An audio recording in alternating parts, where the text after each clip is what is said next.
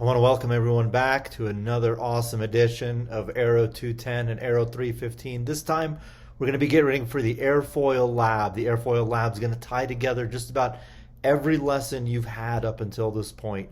It's an exciting hands-on approach to witness the phenomenon of lift, flow, flow separation, reverse flow, and get a chance to calculate some of the values necessary to demonstrate just how much lift this small airfoil produces. The apparatus is set up in 5J14 in Fairchild Hall. Usually when we go for Airfoil Lab, it's OCPs and flight suits, so please feel free to come prepared to work in a lab environment. What's the big picture here? We want you to collect data from these giant manometers, convert them into pressures, and convert those pressures into velocities, and then calculate lift. It literally does tie everything together that we've discussed so far. So I've given you the lesson objectives for today. Hopefully you can read through those. They're the same ones you'll find on the lab packet as well as in the Blackboard and Canvas homepages.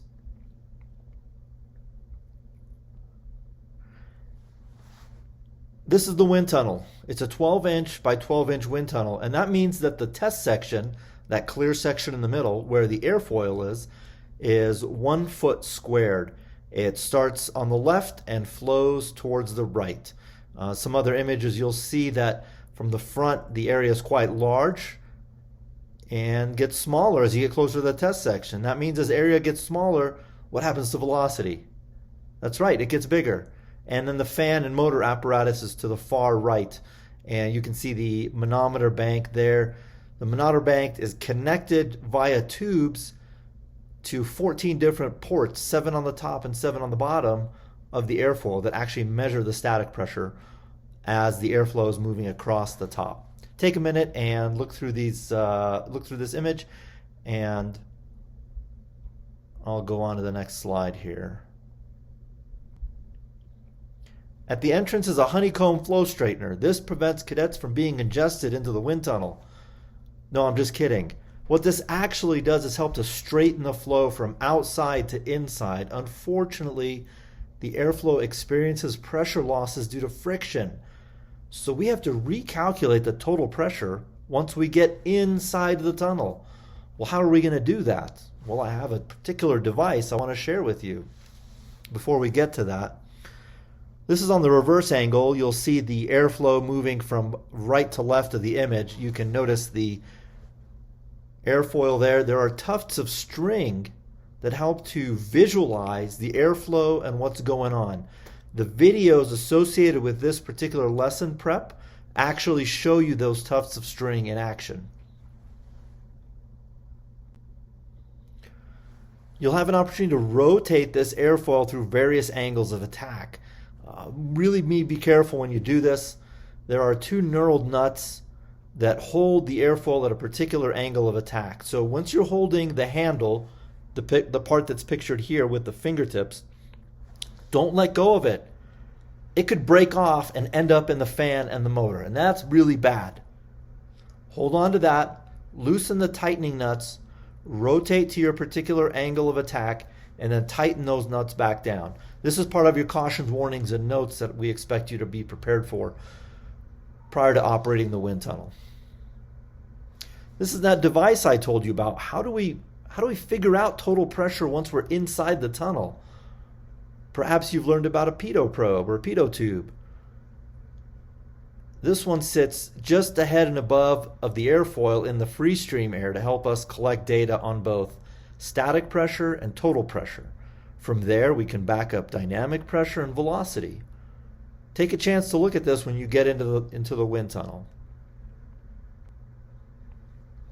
Here are those static ports I mentioned earlier. You can see the little tubes entering in from the side of the wind tunnel where the left hand is in the right image. And then each of those tubes is connected interior to the airfoil and exposed to the perpendicular surface to the airflow so that it measures static pressure. There's not one right up front on the leading edge, so we have to do a little bit of math using the pitot probe to calculate that. But there are 7 on the bottom and 7 on the top. don't forget, what's the stagnation point and where is it located? Here's a closer look at the manometer bank. There's a set of manometer banks for the upper and lower surface, as well as one for the total pressure, static pressure, and the reference pressure. If you look really closely at the reference pressure, it's just open to the room. So it's actually collecting room pressure. And then in the center photo, those are little columns of oil that'll be displaced once we activate the airfoil. So don't forget, when you watch the video, watch how those airfoil column heights displace from their equilibrium right now and where they settle in once the airflow is running. Take a chance and read through that for a minute there. Or actually maybe 10 seconds.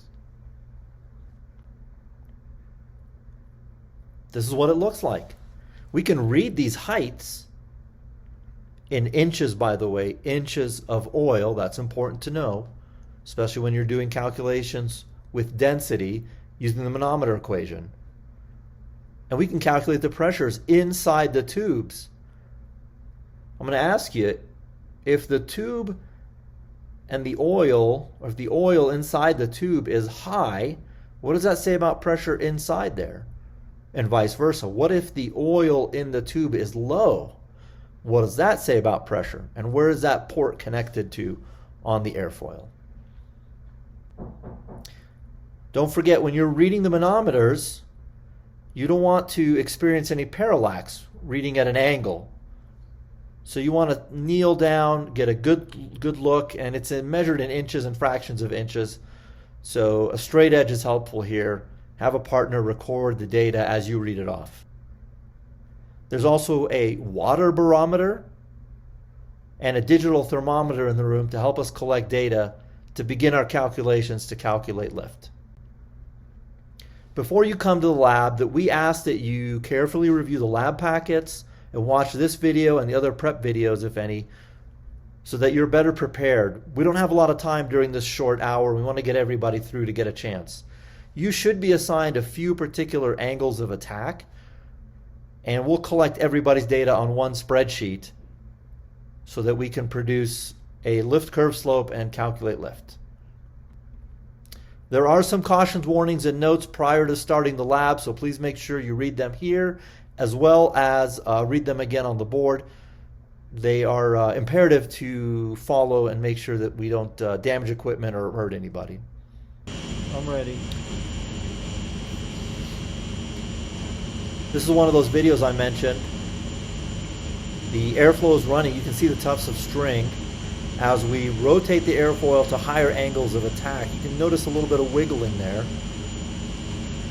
What is that wiggling? What's happening to those tufts of string? What kind of flow, in terms of Reynolds number, do you predict is flowing over the top of the airfoil? Now look at it. Which way are those strings pointing?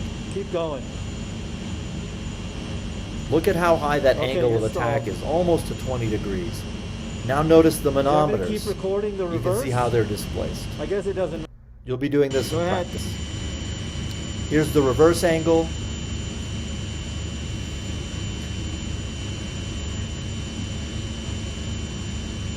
What I want you to think about is, how fast is this tunnel? This is only a 4-inch airfoil. This is only a 4-inch airfoil. How fast do you think it's really running? How high are the Reynolds numbers going to be? What type of flow is in the boundary layer?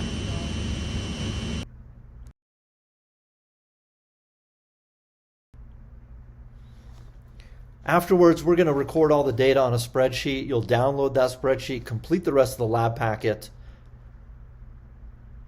and turn it in on your assigned dates. In Aero 210, you're allowed to collaborate on these assignments, and you'll be expected to turn it in as an individual report once done. You may collaborate, but everyone has to do one.